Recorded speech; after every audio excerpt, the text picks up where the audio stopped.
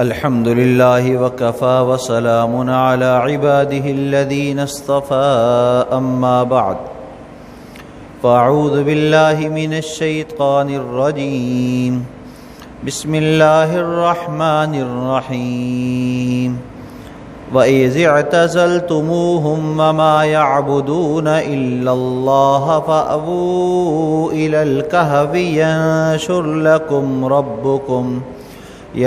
لكم ربكم من رحمته ويهيئ لكم من أمركم مرفقا صدق الله العلي العظيم وصدق رسوله النبي الكريم والحمد لله رب العالمين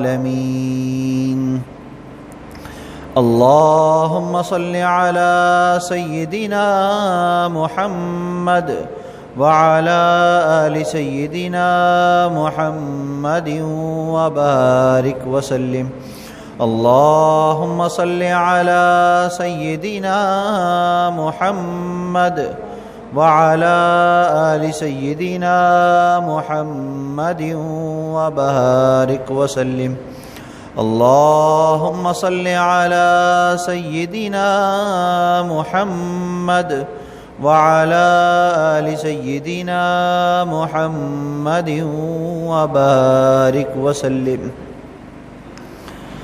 سورۃ کہف کی تفسیر چل رہی ہے۔ کہف عربی زبان میں غار کو کہا جاتا ہے۔ سورۃ کہف میں اللہ تعالیٰ نے انسان پر آنے والے 8 طرح کے حالات کو بیان کر کے اس میں کامیابی اختیار کرنے کے 2 طریقے بیان فرمائے ہیں، اور یہ سورت 5 بڑے قصوں پر مشتمل ہے، لیکن مشہور اصحاب کہف سے ہے، اور حقیقت یہ ہے کہ 5 واقعات بڑے سبق آموز ہیں، اور انسان کے لیے اس میں بہت ساری عبرت کی چیزیں ہیں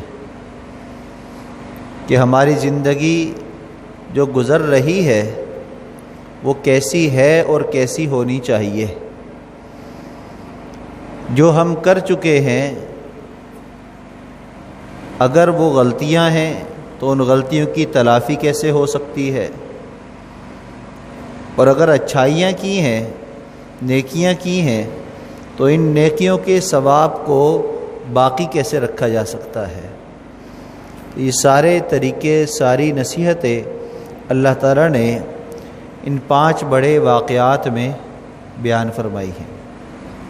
سب سے پہلا واقعہ ہے حضرت آدم علیہ السلام کا، کہ آدم علیہ السلام کو اللہ تعالیٰ نے جب پیدا کیا تو اس وقت ان کے ساتھ کیا معاملہ ہوا، وہ واقعہ بھی سورت میں اللہ نے بیان فرمایا ہے۔ اسی طرح اصحاب کہف چند نوجوان تھے جو ایمان والے تھے، اور اپنے ایمان کو بچانے کے لیے انہوں نے ہجرت کی اور غار میں جا کر پناہ لے لی۔ کس طریقے سے اللہ نے ان کے غار میں انتظام ان کے لیے فرمایا اور ان کا ایمان کیسے محفوظ رہا۔ اور تیسرا قصہ 2 باغوں والوں کا ہے کہ جن کے 2 باغ تھے اور ان پر کیا حالات آئے اور انہوں نے ان حالات میں کیا کیا۔ اور چوتھا قصہ حضرت موسیٰ اور خضر علیہ السلام کا اس صورت میں اللہ نے بیان فرمایا ہے کہ ان کا آپس میں سفر کرنا، ملاقات کرنا، اور اس سفر کے دوران ہونے والے عجائبات، اور پھر دونوں کی جدائی جس طریقے سے ہوئی اس کو بھی اللہ نے اس صورت میں بیان فرمایا ہے۔ اور 5واں واقعہ سکندر ذوالقرنین بادشاہ کا ہے، جس کی بادشاہت پوری دنیا پر قائم ہوئی، اور اس نے یاجوج ماجوج سے لوگوں کو بچانے کے لیے ایک دیوار تعمیر کی۔ تو وہ قصہ کیا ہے اور کیا ہوا، اس قصے کو بھی اللہ نے اس صورت میں بیان فرمایا ہے۔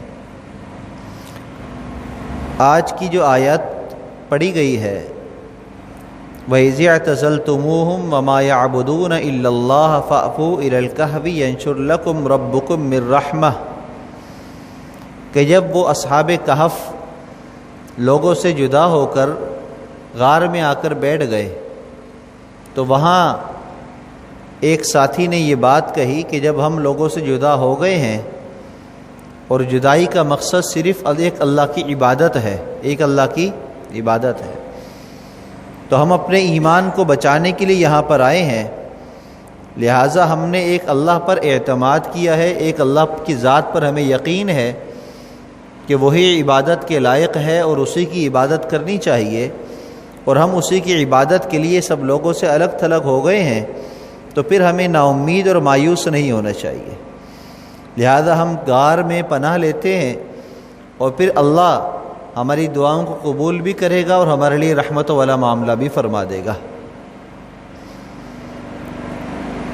اب اس زمانے میں ایمان والوں کے لیے یہی راستہ ان کو سمجھ میں آیا کہ سارا ماحول، معاشرہ، گیدرنگ، ہر جگہ گناہ ہے، کفر ہے، شرک ہے، تو اس سے بچانے کا انہوں نے راستہ یہ اختیار کیا کہ ہجرت کر لی اور ایک غار کی طرف چلے گئے، وہاں محفوظ ہو گئے۔ لیکن سوال یہ ہے کہ اب اس زمانے میں اور قیامت تک آنے والے انسانوں کے لیے وہ کون سے ایسے کہف ہیں، کون سے ایسے اسباب ہیں جن کو اگر ہم اختیار کریں تو ہم اپنے ایمان کو بچا سکیں؟ اس لیے کہ اصل دولت ایمان کی دولت ہے، اگر ایمان نہیں تو کچھ بھی نہیں۔ انسان بڑے سے بڑے مسائل کا شکار ہو جائے، لیکن اگر ایمان پر مستقیم ہو اور نیک عمل پر جم جائے تو اللہ اس کو مشکل حالات سے نکال کر آسانی والے حالات کی طرف لے آتے ہیں۔ تو اس زمانے میں ہمارے لیے وہ کون سی ایسی جگہیں ہیں، وہ کون سی ایسے اسباب ہیں، وہ کون سے ایسے کہف ہیں کہ جن کو ہم اختیار کر کے اپنے ایمان کو بچا سکیں؟ کیونکہ قرب قیامت کا زمانہ ہے، بڑے بڑے فتنے عروج پر ہیں۔ ابھی قریبی زمانے میں ایک فتنہ آنے والا ہے جس کو دجال کا فتنہ کہا جاتا ہے، اور ہم سب اس بات کو جانتے ہیں کہ جب کوئی بڑی آزمائش، بڑا فتنہ آتا ہے تو وہ اچانک نہیں آ جاتا، بلکہ اس کے پہلے اس کی تیاری ہوتی ہے، اس کے اسباب ہوتے ہیں۔ تو اس وقت پوری دنیا کا اگر نظام ہم دیکھتے ہیں تو دجالی تہذیب، دجالی میڈیا، دجالی جمہوریت، دجالی افراد ہر طریقے سے قوت اختیار کر چکے ہیں، اور ہر طرف ہمیں وہ سسٹم وہ نظر آ رہا ہے۔ تو ایسے ماحول سے اپنے آپ کو بچانا بہت ہی مشکل کام ہے، لیکن ان لوگوں کے لیے کہ جو اللہ پر یقین نہ رکھتے ہوں اور اسباب کے پیچھے بھاگنے والے ہوں۔ ہاں، جو اللہ پر یقین رکھتے ہیں اور اللہ کے محبوب صلی اللہ علیہ وسلم کی تعلیمات کو اپنے لیے مشعل راہ سمجھتے ہیں، تو ایسے لوگوں کے لیے ان فتنوں سے اپنے آپ کو بچانا کوئی مشکل کام نہیں ہے۔ سب سے پہلا عمل، ہر جمعے کو سورۃ الکہف کی ہم تلاوت کا اہتمام کریں، کہ سورۃ کہف وہ سورت ہے جس کو پڑھنے کی وجہ سے اللہ تعالیٰ دجال کے فتنوں سے حفاظت فرما دیتے ہیں۔ بہت سارے فضائل اس سورت کے احادیث مبارکہ میں آئے ہیں کہ اگر کوئی شخص ایک جمعے کو سورۃ کہف پڑھتا ہے تو اگلے جمعے تک ہر قسم کے فتنے شر سے اللہ اس بندے کو محفوظ فرما دیتے ہیں۔ جو شخص جمعے کو سورۃ کہف کی تلاوت کرتا ہے، اللہ اس کو دجال کے فتنوں سے محفوظ کرنے کے طریقے سجا دیتے ہیں، ان سے وہ بچ سکتا ہے۔ جو شخص سورۃ کہف کی تلاوت کرتا ہے جمعے کے دن، اللہ تعالیٰ اس کو قبر میں ایک نور عطا فرمائیں گے جو اس کے لیے وہاں پر باعث سکون، باعث راحت ہوگا۔ جو شخص سورۃ کہف کی تلاوت جمعے کے دن کرتا ہے، اللہ قیامت کے دن اس کو عرش کا سایہ عطا فرمائیں گے اور اس کی شفاعت کا سبب بن جائیں گے۔ تو سورۃ کہف کے بہت سارے فوائد ہیں، تو ہم خود بھی اپنے آپ کو محفوظ کر سکتے ہیں اور اپنے اولادوں کو بھی ہم محفوظ کرا سکتے ہیں۔ ہم خود بھی سورۃ کہف کی تلاوت کا اہتمام کریں اور اس کی ابتدائی اور آخری 10 آیات کو ہم حفظ کر لیں، یاد کر لیں، اور اپنے بچوں کو بھی ہم یاد کرائیں، تو انشاءاللہ ہماری نسلوں میں اللہ اس چیز کو جاری ساری فرما دیں گے، جس کی وجہ سے ہماری نسلیں بھی دجال کے فتنوں سے بچی رہیں گی۔ تو مشائخ اعظام نے 5 ایسے کہف بیان فرمائے ہیں کہ جن میں لگ کر جڑ کر ہم اپنے آپ کو اصحاب کہف کی طرح بچا سکتے ہیں، اپنے ایمان کو محفوظ کر سکتے ہیں۔ ان میں سب سے پہلا کہف مدارس دینیہ، مدارس دینیہ، دینی مدارس، جہاں پر قال اللہ قال رسول کی صدائیں بلند ہوتی ہیں، قرآن پاک پڑھا اور سکھایا جاتا ہے، قرآن پاک کی تعلیمات ہوتی ہیں، عالم دین اور مفتیان اعظام تیار کیے جاتے ہیں، وہ دینی مدارس سب سے پہلا کہف ہے۔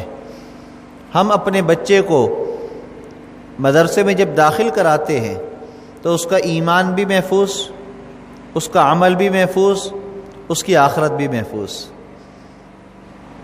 ہم خود مدرسے سے اپنے آپ کے تعلق کو جوڑ لیتے ہیں کسی بھی طریقے سے، چاہے ہم وہاں خدمت سر انجام دیں، چاہے ہم مالی طور پر تعاون کریں، یا ہم جو ہے افرادی قوت وہاں کے لیے مہیا کریں، کسی بھی درجے کے اندر ہم مدارس کی اگر تعاون کرتے ہیں تو ہمارا بھی ایمان بھی محفوظ، اس کی برکت سے اعمال بھی محفوظ، اور انشاءاللہ آخرت بھی محفوظ ہو جائے گی۔ اب یہ بات میں اپنی طرف سے نہیں کر رہا ہوں، قرآن پاک کے اندر اس کے وعدہ موجود ہے۔ قرآن پاک میں اللہ تعالیٰ کا ارشاد ہے انا نحن نزلنا الذکر وانا لہ لحافظون، کہ قرآن کو ہم نے ہی نازل کیا ہے اور ہم اس کی حفاظت کریں گے۔ اب اللہ قرآن پاک کے بارے میں وعدہ فرما رہے ہیں، قرآن اللہ کا کلام ہے، اللہ کہہ رہے ہم اس کی حفاظت کریں گے۔ اب اس کی حفاظت کے اندر اس کے الفاظ کی حفاظت بھی ہے، اس کے معنی کی حفاظت بھی ہے، اس کی کتابت کی حفاظت بھی ہے، اس کے حروف کی حفاظت بھی ہے، اس کے معارف کی حفاظت بھی ہے، ساری چیزوں کی حفاظت کے اندر داخل ہے۔ لیکن اللہ خود دنیا میں تو آ کر نہیں کہیں گے بندوں سے بھئی قرآن پڑھو، خود تو حفاظت نہیں فرمائیں گے۔ اللہ نے ایک فوج تیار کی ہے، ایک اپنی پولیس تیار کی ہے، جن کو حفاظ کرام کہا جاتا ہے، جن کو عالم قرآن کہا جاتا ہے، جن کو قاری قرآن کہا جاتا ہے، جن کو عاشق قرآن کہا جاتا ہے، جو قرآن کے معارف کو پھیلاتے ہیں، سمجھتے ہیں، لوگوں کو سمجھاتے ہیں، ان کو مشائخ اعظام کہا جاتا ہے۔ تو گویا کہ قرآن کے حروف کی حفاظت کون کرتا ہے؟ قاری، کہ اس کے حروف کی حفاظت کرتا ہے، اس کے حروف کو دائیں بائیں نہیں ہونے دیتا، ہر حرف کو مخرج اور صفات کے ساتھ ادا کرنے کے طریقے اس کو یاد ہوتے ہیں، دوسروں کو سکھاتا ہے، اس کو کہتے ہیں قاری قرآن۔ دوسرا ہے حافظ قرآن، جو قرآن کے الفاظ کی حفاظت کرتا ہے، جو قرآن کے الفاظ کو دائیں بائیں نہیں ہونے دیتا، چاہے جتنا بڑا بھی قاری تلاوت کر رہا ہو، اگر ایک لفظ بھی آگے پیچھے کر دے، پیچھے سے ایک چھوٹا سا بچہ حافظ قرآن اس کی غلطی نکال لیتا ہے۔ تو حافظ قرآن قرآن کے الفاظ کی حفاظت کرتا ہے۔ نمبر 3 عالم قرآن، جو قرآن کے علوم کو سیکھنے والے ہیں، وہ قرآن کے مفہوم کی حفاظت کرتے ہیں، کہ اگر کوئی شخص قرآن کی آیت کا مفہوم بیان کر رہا ہو تو جو عالم دین ہوگا بتائے گا یہ صحیح ہے یہ غلط ہے، اس نے یہاں پر غلطی بیان کی ہے، اس نے یہ تشریح اپنی طرف سے بیان کر دی، یہ اس کی تشریح بنتی نہیں ہے، یہ علماء کا کام ہے، مفتیان اعظام کا کام ہے۔ اور چوتھے ہیں قرآن کے معارف، کہ قرآن سے ہمیں کیا سبق ملتا ہے، قرآن میں ہمارے لیے کہاں کہاں راہ ہدایت ہے، کون سے ایسے کام ہیں جن کو ہم اختیار کریں، قرآن میں ہمارے لیے احکامات موجود ہیں، یہ مشائخ اعظام ہمیں اس کے معارف بتلاتے ہیں۔ تو گویا کہ قرآن کا قاری، قرآن کا حافظ، قرآن کا عالم اور قرآن کے مشائخ، یہ 4 وہ لوگ ہیں کہ جو قرآن کی حفاظت پر اللہ نے معمور فرمائے ہیں، اور یہ چاروں طرح کے لوگوں کا تعلق مدارس دینیہ کے ساتھ ہے، یونیورسٹی اور اسکولوں کے ساتھ نہیں ہے۔ تو گویا کہ مدارس محفوظ کیسے ہوئے؟ قرآن کی حفاظت کے ذریعے، اس لیے کہ وہاں پر قرآن کی حفاظت کا کام کیا جا رہا ہے۔ تو جہاں قرآن کی حفاظت کا کام کیا جا رہا ہو، ان مدارس دینیہ کو کوئی ختم کر نہیں سکتا ہے، ان کو کوئی چھیڑ نہیں سکتا ہے، ان کو کوئی جو ہے تباہ نہیں کر سکتا ہے۔ تو اس لیے ہم اپنے ذہنوں سے ایک یہ شک تو نکال ہی دیں، یہ بات تو ہم نکال ہی دیں کہ کبھی مدرسے ختم ہو سکتے ہیں، یہ کبھی نہیں ہو سکتا۔ دنیا چاہے جتنی بھی محنت کر لے، کوشش کر لے، مدارس دینیہ ختم نہیں ہو سکتے۔ اور پیچھے زمانوں کے اندر اس کی مثالیں موجود ہیں۔ رشیا جب جو ہے سرخ جو ہے وہ ہاتھی کی مانند پوری دنیا میں پھیل رہا تھا، تو اس نے تمام ریاستوں کے اندر قرآن کے صحیفوں تک کو جلا دیا، ختم کر دیا، بہا دیا۔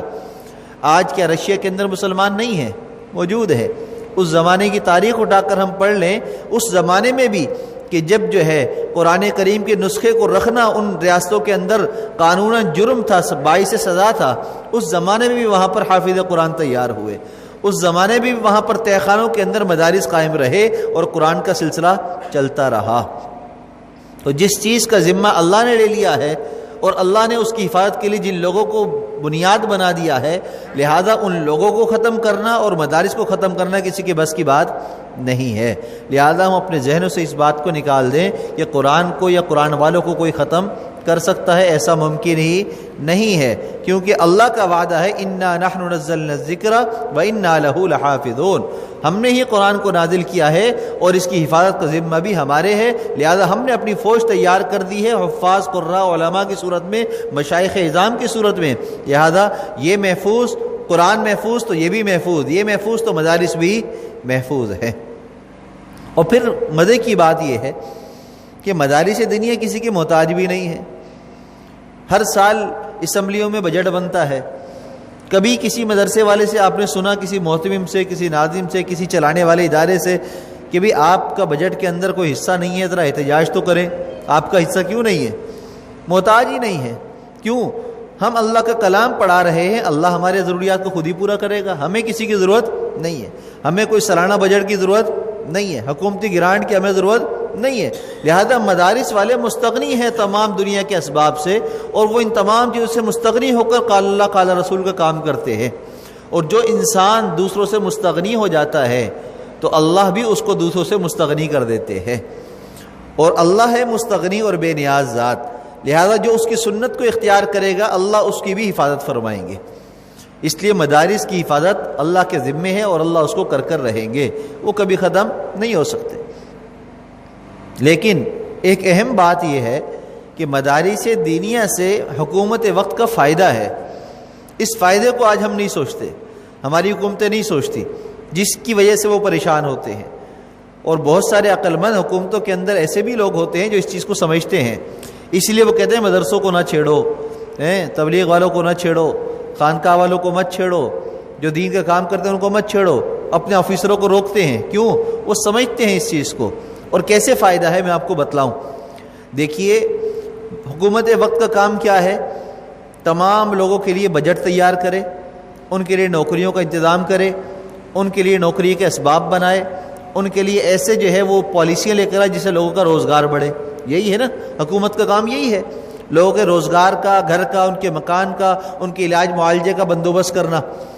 اب مجھے بتلائیے، ایک مدرسہ ہو، اس کے اندر 1000 طلباء ہوں، تو ان 1000 طلباء کی ذمہ داری کس پر ہے؟ مدرسے والوں پر، کھانا بھی، پینا بھی، لباس بھی، علاج معالجہ بھی۔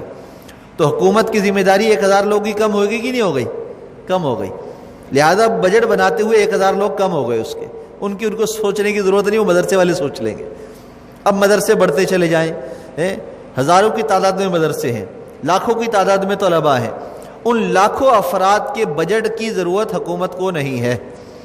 حکومت نہ ان کے لیے بناتی ہے، اول تو بناتی نہیں ہے، لیکن اگر کوئی بنانا چاہتے ہیں تو ان کو ہمارا پیغام یہ کہ آپ کو ضرورت نہیں ہے اس بجٹ کی۔ آپ مدرسوں میں پڑھنے پڑھانے والوں کے لیے اور طلباء کی فکر نہ کریں، ان کی فکر مدرسوں والوں کے لیے اور اللہ کے لیے، اللہ کے کافی ہے ان کے لیے کہ اللہ نے ان کو ذریعہ بنایا ہے، انشاءاللہ خود بخود ان کے کام آسان ہو جائیں گے۔ پھر مدرسے سے ایمان کیسے محفوظ ہوگا، عمل کیسے محفوظ ہوگا، آخرت کیسے محفوظ ہوگا؟ دیکھیے ہم دنیا میں ہمیشہ رہنے کے لیے نہیں آئے ہیں، اللہ نے ہمیں عارضی طور پر بھیجا ہے۔ جو شخص حلال حرام کی تمیز کر کے یہاں پر زندگی گزارے گا وہ کامیاب ہوگا۔ ایسے ہی ہے کہ نہیں ہے؟ یہ بات تو قرآن کا پیغام ہے۔ حلال کھانا، حلال لباس، حلال رہائش، حلال کام، حرام کاری سے اپنے آپ کو بچانا ہے، بد نظری سے اپنے آپ کو بچانا ہے، حرام خوری سے بچانا ہے، سود سے اپنے آپ کو بچانا ہے۔ جب حرام سے بچنا ہے، حلال کا اہتمام کرنا ہے، تو 100% یقینی طور پر مدرسے والوں کا کھانا پینا حلال ہے، حرام کا شائبہ نہیں ہے۔ کیسے نہیں ہے؟ آج مارکیٹ میں ہم جاتے ہیں، ہر پروڈکٹ کے اندر ملاوٹ ہے، ہر چیز کے اندر ملاوٹ ہے، یہاں تک کہ مرغی جو مل رہی ہے اس کے اندر کی بھی خوراک میں ملاوٹ ہے، اس میں بھی شک آ گیا ہے۔ تو جب جانوروں کے اندر شک آ رہا ہے تو کمپنیوں کی بنی ہوئی چیزوں کے اندر شک کیسے نہیں آئے گا؟ ان کے پروڈکٹ کے اندر حرام چیزوں کو شامل کر کے بنایا جا رہا ہے۔ لہٰذا باہر میں رہنے والے، باہر سے خوراک لینے والے، وہ ہمیشہ شک میں رہیں گے پتہ نہیں حلال ہے یا حرام ہے۔ مہر ہونے کے باوجود بھی حرام چیز شامل ہوتی ہے، کتنی ایسی پروڈکٹ ہے، میں خود پتہ ہے، ابھی میں فہرست بنانا کر دوں تو بڑا مسئلہ ہو جائے ہمارے کھانے پینے کا، اتنی لمبی فہرستیں روز مرہ کے ہمارے استعمال میں، کھانے پینے میں مسالے ہیں اور پیکٹ والی چیزیں ہیں، بہت ساری چیزیں ایسی ہیں جس میں حرام اشیاء شامل ہیں اور اس پر حلال کی مہر بھی لگی ہے اور ہم کھا رہے ہیں۔ لیکن مدرسے والوں کے ساتھ معاملہ یہ نہیں ہے۔ کیسے نہیں ہے؟ ہم جانور کا گوشت باہر سے لاتے ہیں، پتہ نہیں اس کو بسم اللہ پڑھ کے ذبح کیا نہیں کیا۔ کتنے واقعات ہیں ریسٹورنٹوں میں گدھے کا گوشت، کتے کا گوشت کھلایا جا رہا ہے، ایسا ہے کہ نہیں؟ اب مدرسے والا نہ باہر جاتا ہے نہ باہر کا کھانا کھاتا ہے، وہ وہیں پکتا ہے۔ اور کیسے پکتا ہے؟ بکرا ذبح ہوتا ہے، روزانہ بکرا ذبح ہوتا ہے اور وہ طلبہ کو کھلایا جاتا ہے۔ تو مجھے بتلائیے کہ وہاں پر حرام کا شائبہ ہوا؟ نہیں ہوا۔ ایک دفعہ میں نے جمعے کے دن یہ کہہ دیا کہ الحمدللہ ہم نے تو بچپن سے زندگی ایسی گزاری ہے کہ ہر روز ہی بکرے کا گوشت کھایا ہے، تو اگر نمازیوں میں کوئی ایسا ہے کہ اس نے روز بچپن سے بکرے کا گوشت کھایا تو ذرا مجھ سے آ کے ملاقات کر لے۔ تو کئی نمازی ناراض ہوئے کہ آپ یہ کیسی باتیں کرتے ہیں، بکرے کا گوشت اتنا مہنگا ہے، کون روز کھاتا ہے؟ اس طرح تو آپ لوگوں کی توہین کر رہے ہیں، ان کی بے عزتی کر رہے ہیں۔ میں نے کہا میں بے عزتی نہیں کر رہا، میں آپ کو یہ بتلانا چاہتا ہوں کہ قرآن کی برکت سے اللہ تعالیٰ کیسی رزق عطا فرماتے ہیں، کہ لوگوں کا گمان یہ ہے کہ مدرسوں میں زکوٰۃ فطرہ زکوٰۃ کھلایا جاتا ہے، لیکن حقیقت یہ ہے کہ اللہ وہاں پر حلال کا اہتمام کرواتے ہیں مدارس والوں کے لیے، طلباء کے لیے، اور ہم ان کو برا بھلا کہہ کر خود برے بن جاتے ہیں۔ تو ہمیں اس راستے کو اختیار نہیں کرنا، بلکہ اپنے بچوں کو مدارس میں لے کر آنا ہے اور خود بھی اپنے آپ کو مدارس سے ہم نے جوڑنا ہے۔ اور اہم بات میں آپ کو بتلاؤں کہ مدرسے میں انسان جب پڑھتا ہے تو وہاں پر حلال کھاتا ہے، اور حلال کھا کر اس کا یقین بنے گا یا بگڑے گا؟ بنے گا۔ اللہ کی ذات پر اس کا یقین بنے گا۔ بچپن سے ہی صبح اٹھتے ہیں ناشتہ مل جاتا ہے، دوپہر ہوتی ہے کھانا مل جاتا ہے، شام کو پھر کھانا مل جاتا ہے۔ کوئی دن ایسا نہیں ہوتا کہ کس دن طلباء سے یوں کہا گیا ہو آج کھانا نہیں ہے سو جاؤ ایسے ہی، آج کھانا نہیں ہے چلو جی، ایسا نہیں ہوتا۔ اور انتظام اللہ کیسے کراتے ہیں؟ انتظام بھی اللہ عوام سے کرواتے ہیں۔ کیسے؟ لوگوں کو خوشی ملتی ہے تو خوشی کے شکرانے ادا کرتے ہیں، بکرے مدرسوں میں دے کر آتے ہیں، کھا دے کر آتے ہیں مدرسے میں۔ لوگوں کو غم مل جاتا ہے، فوتگیاں ہو جاتی ہیں یا کوئی بیماریاں آزمائشیں آ جائیں تو صدقہ کرتے ہیں، بکرا دے کر مدرسے میں دے کر آتے ہیں۔ لوگوں کو خوشی ملے تو بھی مدرسوں کا فائدہ، غم ملے تو بھی مدرسے کا فائدہ۔ رزق کیسے اللہ تعالیٰ عطا فرما رہے ہیں؟ ہماری سوچ ہی نہیں ہے، ہم ان باتوں کو سوچتے ہی نہیں ہیں۔ تو سب سے پہلا کہف جہاں اللہ تعالیٰ جڑنے کی وجہ سے ہمارے ایمان کو، ہمارے عمل کو اور آخرت کو محفوظ فرما دیں گے، وہ مدارس دینیہ ہے۔ مدارس دینیہ ہے۔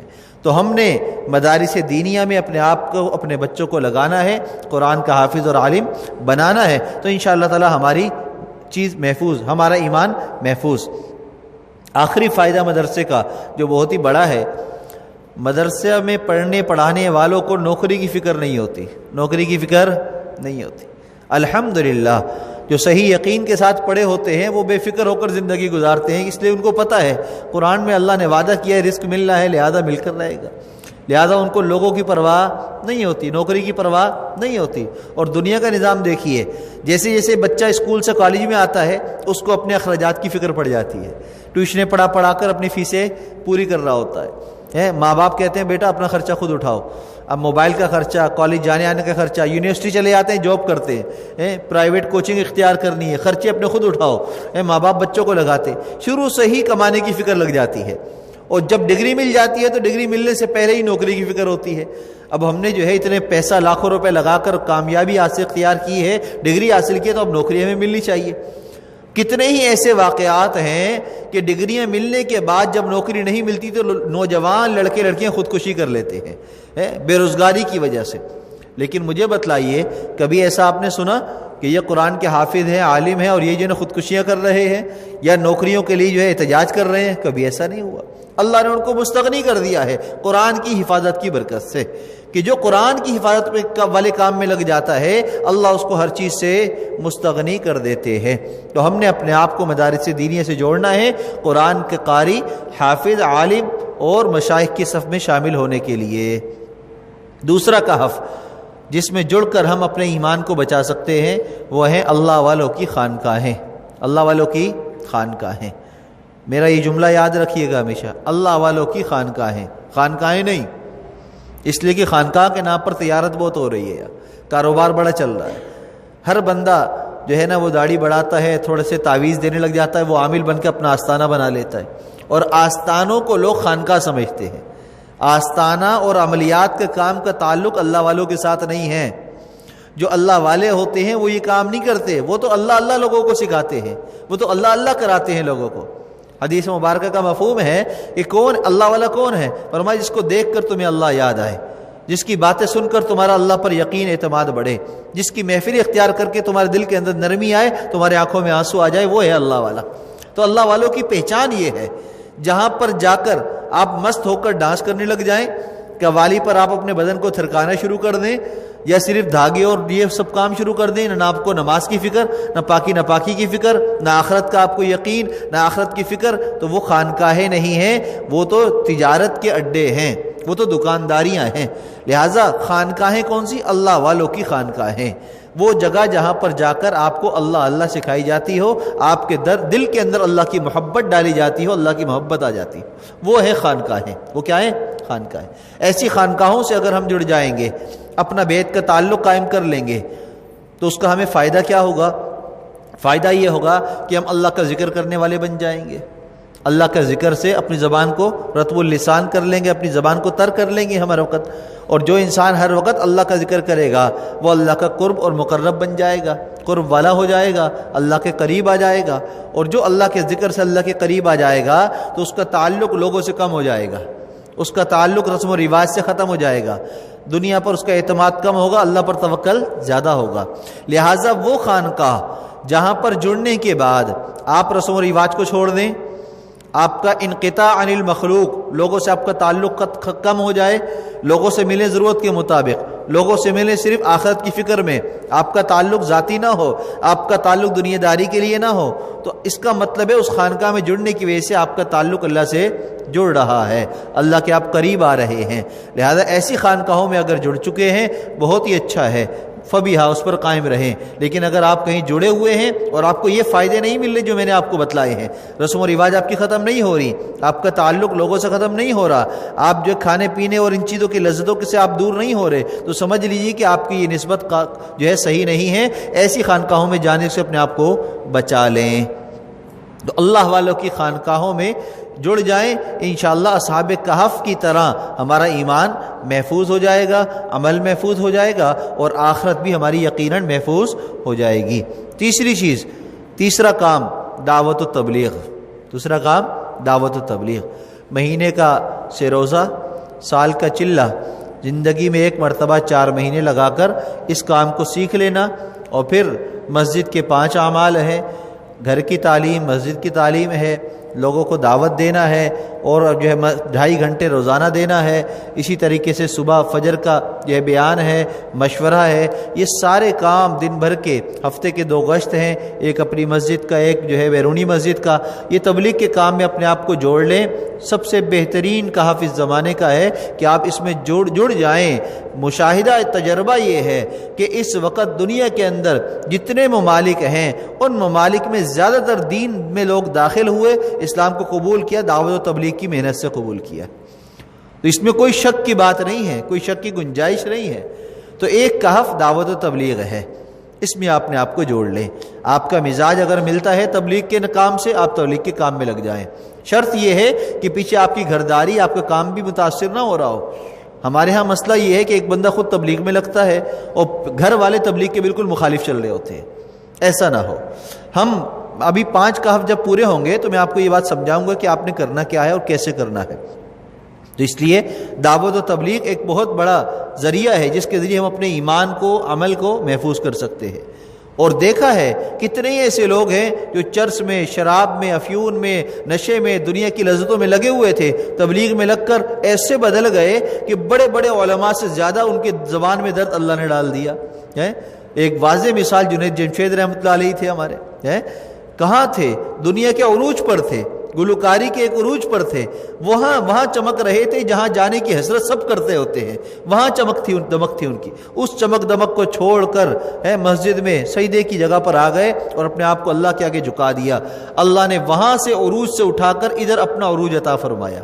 اور ایسا عروج عطا فرمایا کہ دنیا کے اندر ہر طبقے کا لوگ ان سے محبت کرنے والا تھا، ہر طبقے کا لوگ ان کی تعریف کرنے والا تھا. اتنی مٹھاس.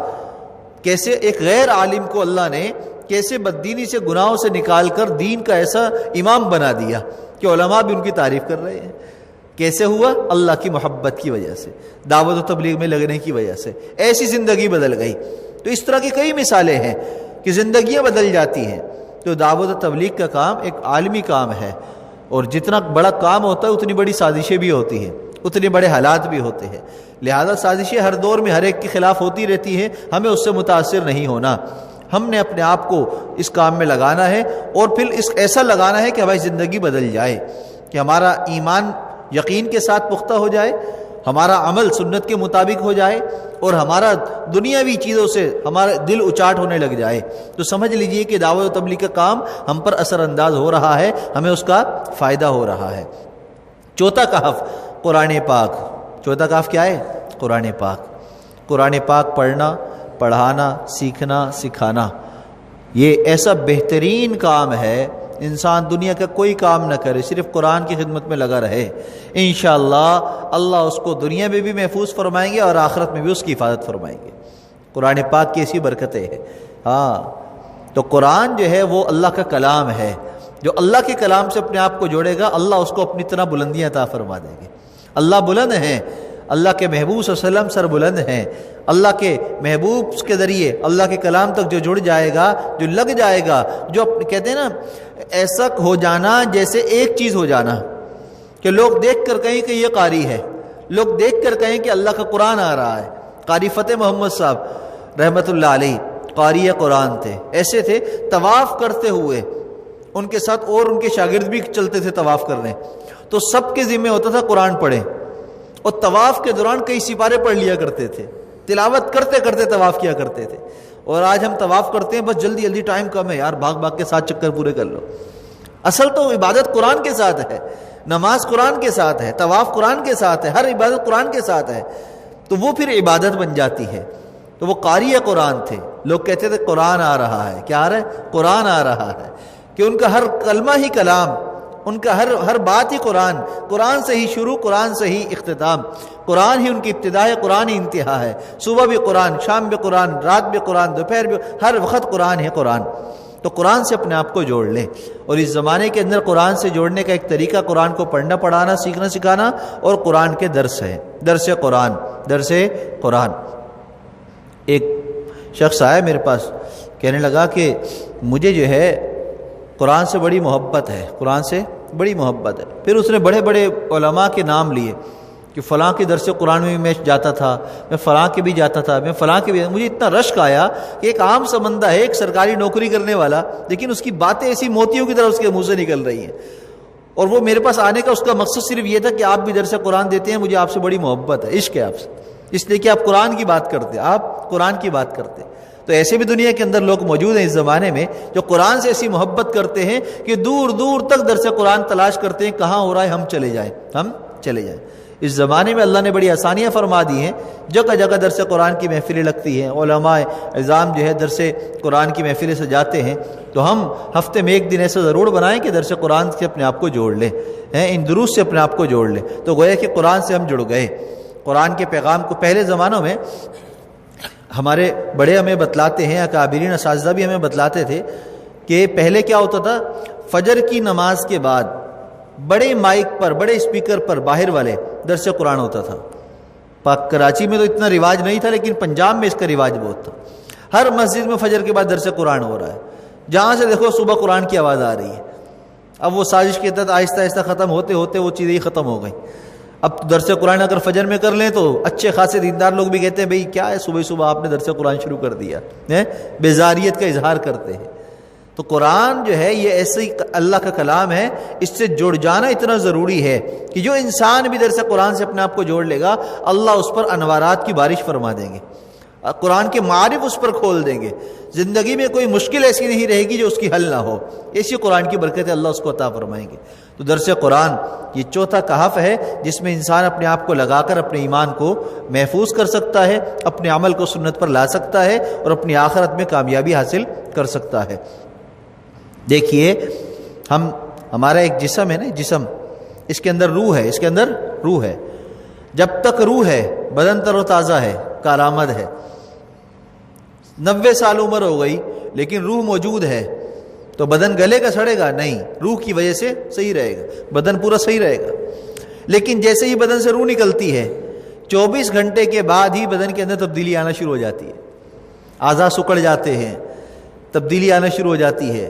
کچھ عرصے کے بعد اعضاء گل سڑ کے گرنا شروع ہو جاتے ہیں. کیوں؟ روح نکل گئی. کیا نکل گئی؟ روح نکل گئی. آج ہمارے معاشرے کے اندر بے حیائی کا عفریت ہے. آج ہمارے معاشرے کے اندر سود اور حرام خوری، آرام کاری یہ عام سی بات ہے. کیوں؟ اس لیے کہ ہماری معاشرتی زندگی کی روح جو ہے وہ قرآن ہے. وہ کیا ہے؟ قرآن ہے.